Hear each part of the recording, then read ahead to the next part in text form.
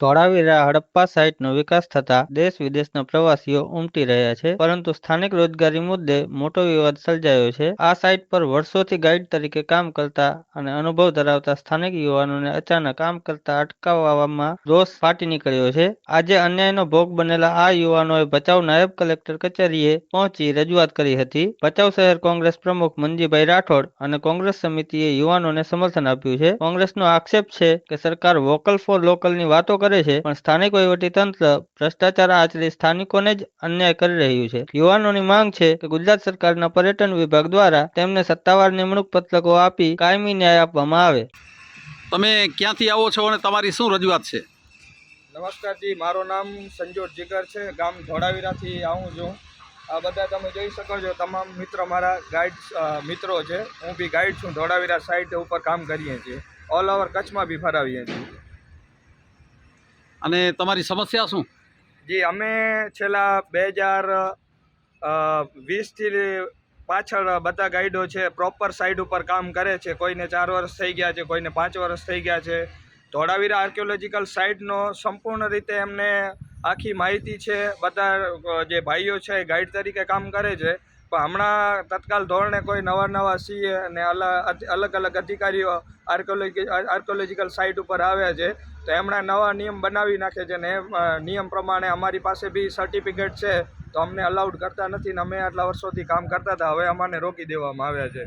એમની અમે અરજી લઈને અહીં આવ્યા છીએ. તમે જે ટ્રેનિંગ લીધી છે એ કયા પ્રકારની ટ્રેનિંગ લીધેલી છે? જી સાહેબ, મેં IITTM Indian institute of tourism and travel management અને બીજા ભાઈઓ છે એ બધા RCT અલગ અલગ કંપની છે. ટુરિઝમની એક ભાઈ છે ગુજરાત ટુરિઝમની પણ ટ્રેનિંગ લીધી છે અને ગુજરાત ટુરિઝમ ઓથોરાઇઝ ગાઈડ તરીકે મેં 5 વર્ષ ધોળાવીરાની અંદર કામ પણ કરેલ છે.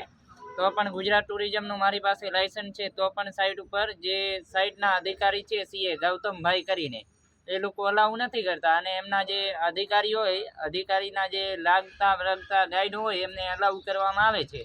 અમારી જોડે અન્યાય કરવામાં આવે છે, અમને ન્યાય મળવો જોઈએ. આજે ધોળાવીરા હડપ્પિયન સાઇટ અને યુનેસ્કો દ્વારા જેને વર્લ્ડ હેરિટેજ તરીકે માન્યતા આપવામાં આવી છે, અને આપણે જાણીએ છીએ કે કચ્છ એટલે ઉભરતો પર્યટન સ્થળ છે. આપણી સાથે જે ઉભેલા યુવાનો મિત્રો છે, ખૂબ નાની એકદમ યંગેસ્ટ જનરેશન છે, અને આ લોકો ગાઈડ તરીકેનું છેલ્લા 4-5 વર્ષથી ત્યાં કામ કરે છે. આપણે જાણીએ છીએ કે માત્ર 4-5 મહિના માટે રોજગારી મળતી હોય છે આ જે ટુરિઝમ ક્ષેત્રમાંથી, અને આ યુવાનો એમાં ટુરિઝમ તરીકે પોતાનું ગાઈડ તરીકે કામ કરતા હતા. પરંતુ હાલમાં કોઈક નવી નીતિ, એમ માની લો ને કે ભ્રષ્ટાચારી નીતિ જો તો એને અમે કોંગ્રેસ તરીકે એને ગણીએ છીએ, એમના મળતિયાઓને સેટ કરેલા છે. અને જે યુવાનો કામ રેગ્યુલર કરી રહ્યા હતા એમને બહાર કાઢી એમના ડ્રાઈવરો હોય, એમના પટાવાળા હોય, એમના ચોકીદાર હોય, એમના વોચમેન હોય, એ ગાઈડ તરીકેનું એક્સ્ટ્રા જે એલાઉન્સ મેળવી રહ્યા છે. આ અન્યાય કોંગ્રેસ ક્યારેય સહન નહીં કરે. આ યુવાનોની સાથે છે કોંગ્રેસ, અને કોંગ્રેસ એમને ન્યાય અપાવીને જ રહેશે. અમે અધિકારી શ્રી આજે હાજર નથી, નાયબ કલેક્ટર શ્રી ભચાઉ પ્રાંત, નહીંતર હમણાં રૂબરૂ એમની સાથે મળીને પણ આ બાબતે અમે ઉકેલ લાવવાનો પ્રયત્ન કરત.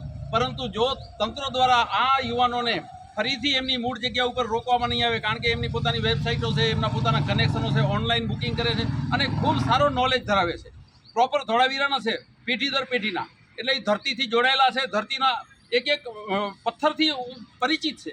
અને આવા વ્યક્તિઓને કાઢી અને બહારના માણસોને કે અન્ય વ્યક્તિઓને જ્યારે અહીંયા સેટ કરશે તો આ ભ્રષ્ટાચાર ચલાવી નહીં લેવાય, અને આ યુવાનોને ન્યાય મળવો જોઈએ. આ તમામ યુવાનોની અરજીઓ અમે સાથે રાખી અને નાયબ કલેક્ટરશ્રીને રૂબરૂ પણ મળશું, અમારા જિલ્લા કોંગ્રેસ દ્વારા, અને માનનીય શ્રી કલેક્ટરશ્રીને પણ મળશું, અને સરકારશ્રીને પણ નિવેદન કરીએ છીએ કે લોકલ સ્થાનિકને લોકલ ટુ વોકલની વાતો ઉપર લેવલ ઉપર થાય અને લોકલને બહાર કાઢીને બહારનાને અંદર ઘુસાડો છો, આ અન્યાય ક્યારેય સહન નહીં થાય. અમે અંત સુધી લડીશું અને આ યુવાનોને ન્યાય અપાવવા માટે કોંગ્રેસ હંમેશા તત્પર રહેશે.